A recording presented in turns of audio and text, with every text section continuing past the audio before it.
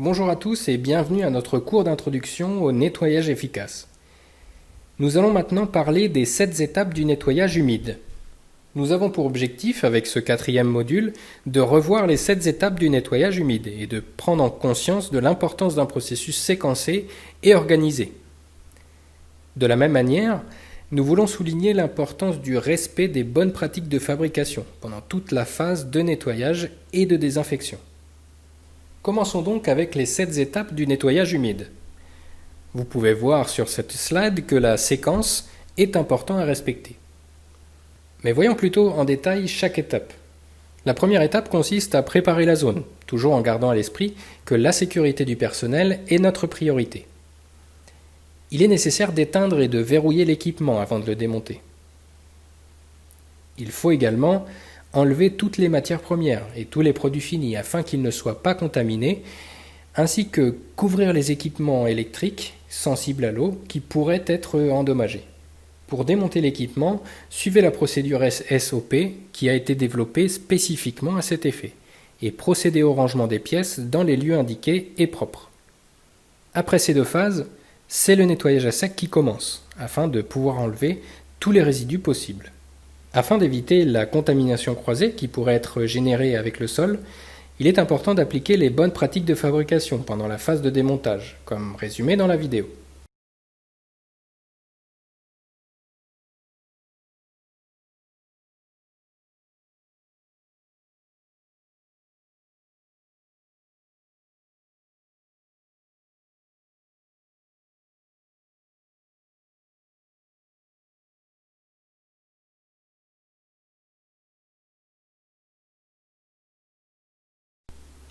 Les éléments sensibles à l'eau doivent être protégés pendant le nettoyage, c'est-à-dire qu'il est nécessaire de les couvrir.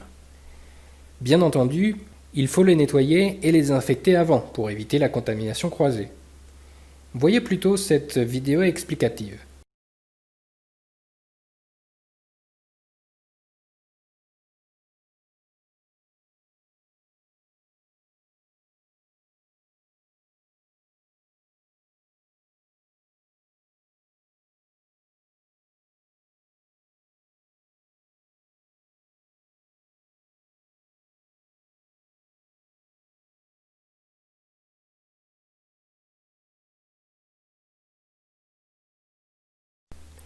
Après le nettoyage à sec, il est possible de commencer avec le premier rinçage pour supprimer les résidus.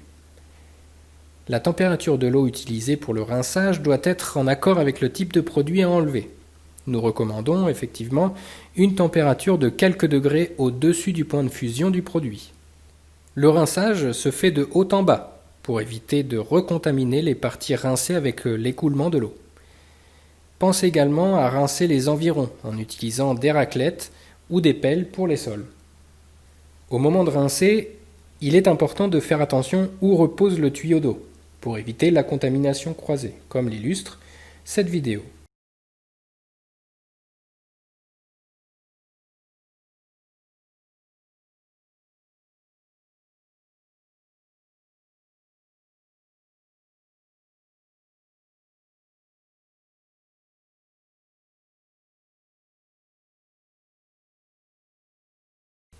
Avant de commencer l'étape 3 et l'application de la mousse ou du détergent, il est nécessaire de vérifier que toute l'équipe en charge du nettoyage possède ses équipements de protection personnelle.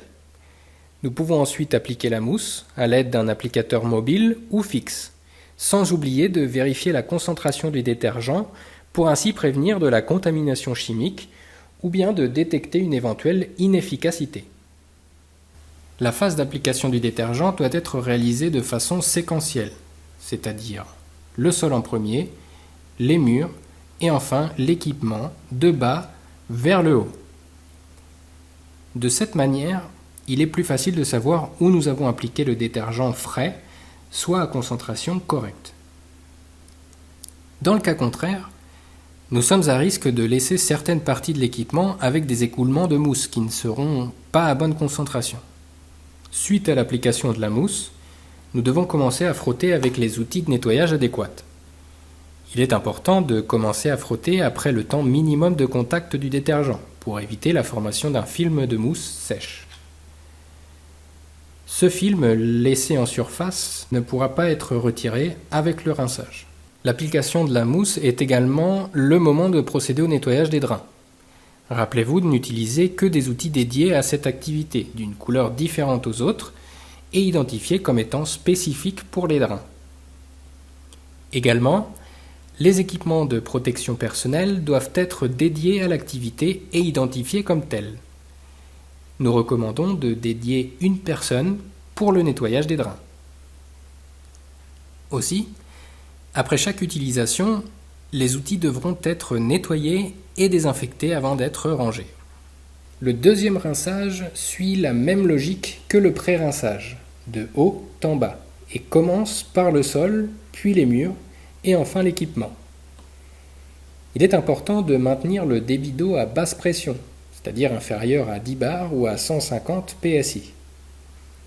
En effet, l'eau à forte pression peut éclabousser sur les parties déjà rincées et provoquer une contamination croisée. La fin du rinçage est suivie par une auto-inspection. Pour que celle-ci soit efficace, il est recommandé d'utiliser les équipements d'inspection adéquats comme une lampe torche ou un miroir d'acier poli, et aussi d'utiliser une checklist des points à vérifier.